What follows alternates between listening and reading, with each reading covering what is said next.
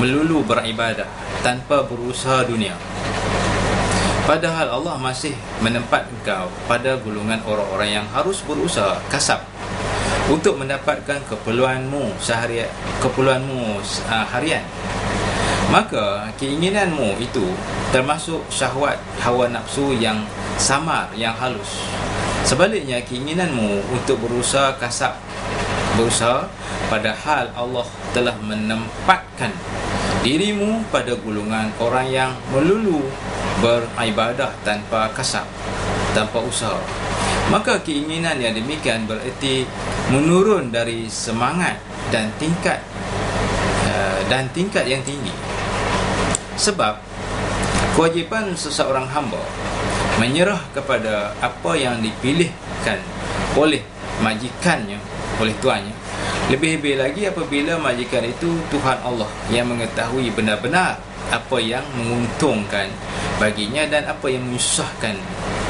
Dan tanda bahawa Allah menempatkan dirimu dalam golongan orang yang harus berusaha kasab apabila terasa ringan bagimu, sehingga tidak menyebabkan tertinggalnya sesuatu kewajipan dalam agamamu, juga menyebabkan kamu tidak tamak, tidak rakus terhadap hak lain orang.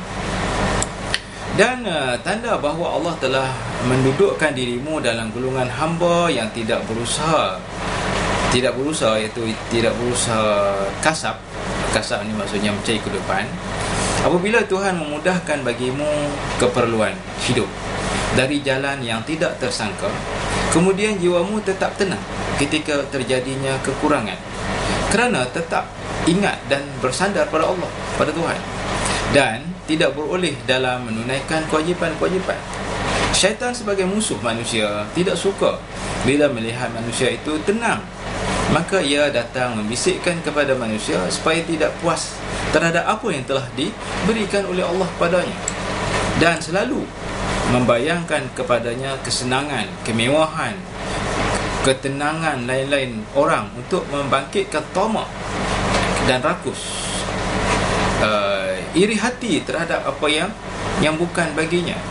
Sehingga apabila ia telah melepaskan apa ia telah tenteram itu untuk menurutkan sifat tamak rakusnya, gagal amal perbuatannya dan kecewa.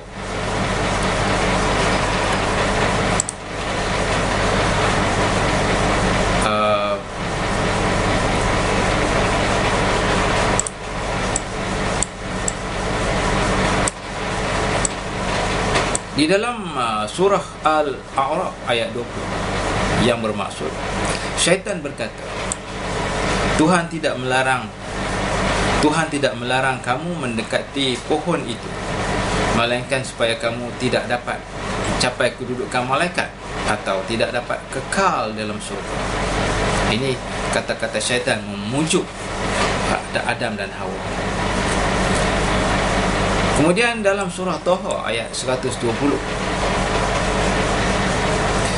maka membisikkan syaitan, ia berkata, wahai Adam, sukakah aku tunjukkan padamu pohon khuldi, sesuatu yang dapat mengekalkan dan kekayaan yang tak akan habis-habis dan tidak rosak.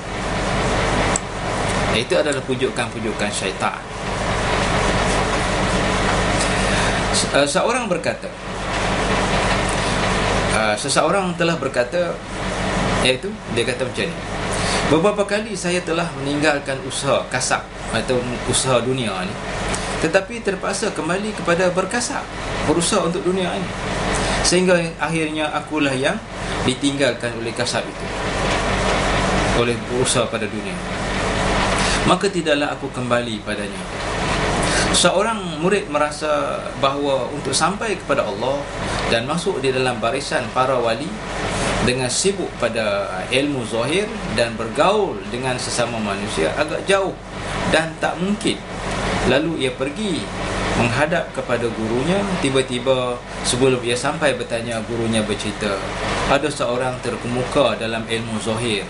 Ketika ia dapat merasakan sedikit dari perjalanan itu, ia datang kepadaku berkata, aku akan meninggalkan kebiasaanku untuk mengikuti perjalananmu. Jawabnya, bukan itu yang harus kamu lakukan, tetapi tetaplah dalam kedudukanmu. Sedang apa yang akan diberikan oleh padamu pasti sampai tercapai kepadamu olehmu. Jadi di sini telah menunjukkan kepada kita bahawa syaitan itu sentiasa memujuk kita supaya mencari kekayaan, supaya mencari kesenangan, supaya kita tamak, supaya kita haloba. Macam nenek kita Adam, dia mengajak supaya Adam itu tamak. Padahal rezeki ini telah ditetapkan oleh Allah Ta'ala. Cuba kita tengok binatang yang ada yang melata di atas bumi. Ada tak binatang yang tiba-tiba jatuh terkangkang, mati kelaparan? Ada? Tidak ada. Tidak ada satu manusia pun ataupun binatang yang ada di atas muka bumi ini yang ditinggalkan oleh Allah. Semuanya mendapat nikmat. Jadi Allah Ta'ala telah berikan kepada kita rezeki, tapi kita kena bekerjalah seadanya. Bekerja sebagai cikgu ke, sebagai peniaga ke, tapi bekerja sebagai seadanya. Jangan sampai tak bekerja langsung, duduk di rumah tunggu makanan mari. Tak boleh. Kena bekerja. Bekerja tu maksudnya bekerja seadanya lah. Janganlah sampai tak semayang, sampai tak beribadah, sampai tak sempat nak baca Quran, sampai tak sempat segala-galanya kerana mengejar dunia. Itu tak boleh. Mari kita bekerja ni untuk mencari kehidupan. Kita mencari kehidupan, Allah Ta'ala akan memudahkan kehidupan itu. Kalau cari banyak-banyak mana pun, kita makan banyak tu juga. Jadi bukan untuk mengajar kita supaya meninggalkan dunia. Kita bekerja atas dunia, bekerja untuk mencari kehidupan, sekadar untuk mendapatkan rezeki, supaya menguatkan badan kita untuk beribadah pada Allah Subhanahu Wa Taala. Suatu masa nanti kita akan menuju Allah Subhanahu Wa Taala dalam keadaan kita merendah diri pada Allah Ta'ala. Kita bersyukur nikmat yang Allah bagi. Allah permudahkan. Kalau kita mengejar dunia, Allah menjadikan kita susah. Tetapi kalau kita mengejar beribadah pada Allah Subhanahu Wa Taala, Allah memudahkan. Berapa banyak dah makhluk atas dunia ni yang tekun beribadah pada Allah, Allah permudahkan. Binatang, semut yang melata di atas muka bumi, mereka tu semua menyerahkan rezeki pada Allah. Allah bagi. Mana ada binatang yang mengumpulkan harta banyak-banyak? Kambing contoh, dia mengumpulkan harta banyak-banyak, kumpul rumput banyak-banyak. Buat apa? Dia makan hari ini, besok ada lagi. Macam kita juga, kita mencari